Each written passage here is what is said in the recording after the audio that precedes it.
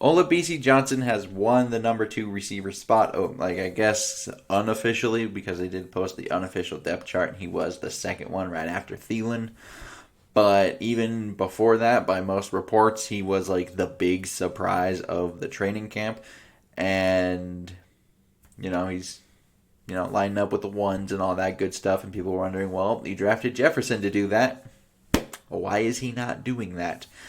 And most assume Jefferson would just have the job. Some may even say it's kind of a massive disappointment that he hasn't won that job. So, and that he just hasn't ran away with it. And I don't think this may not be a bad thing. Some probably don't like that, but I really think this may not be a bad thing. Because by all accounts, Jefferson had looked pretty good. And so this isn't Johnson necessarily just being the starter by default. This would mean he'd have to actually be doing something and actually outplaying guys like Sharp and Jefferson, BB, all these other guys who, really weren't in the mix last year because BB was hurt and then Jefferson and Sharp were not there. So it's kind of nice. And Minnesota didn't run many 3 wide receiver sets last year. In fact, Minnesota only ran 11 personnel, which is 1 running back, 1 tight end, 25% of the time in 2019, which was the lowest in the league.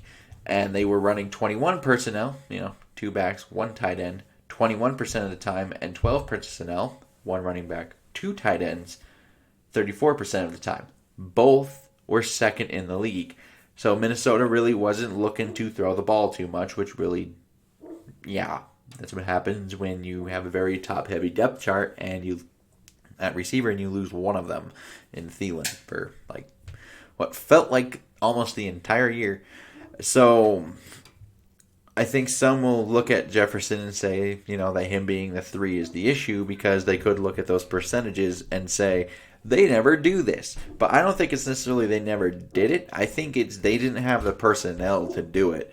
They really didn't. Like if you want to compare top 4s just from this year's time, last year at this year point going into week 1 as opposed to what it is now, because right now it's, Thielen,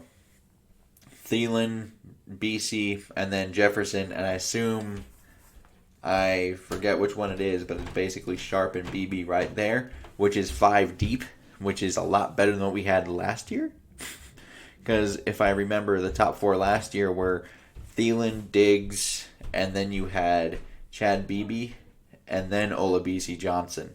So I think overall this is not really that bad of a thing. I think we might be able to use some more, actual 3 wide receiver sets throughout this year, assuming they stay healthy. They did keep more receivers than they did last year because last year it was only those 4. This year we have 7, and not bad when it comes to that. So just by week 8, they didn't have any option to really throw out there, like in terms of 3 receiver sets, because Thielen was down, and then they even, like after Chad Beebe went down early in the season, they brought back Treadwell.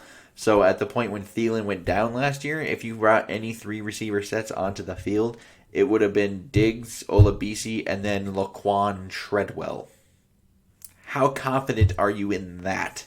And I don't think I would be very confident, so neither were they, it doesn't look like.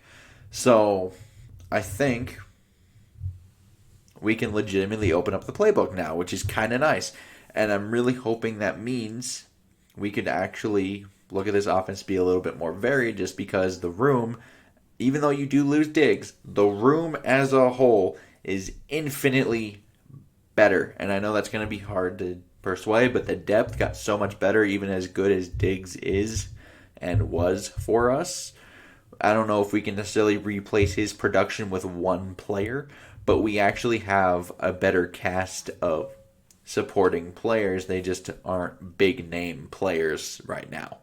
And I think the one that could potentially change that the most is probably Justin Jefferson, first round pick, LSU, national champion last year. That guy, he probably has the best chance to improve that into a big name. But I think even what's around it is a lot better, because when you get to the tight ends, you still have Rudolph and Irv Smith, I believe Irv Smith is a much more dynamic player and should definitely be featured a lot more than he was.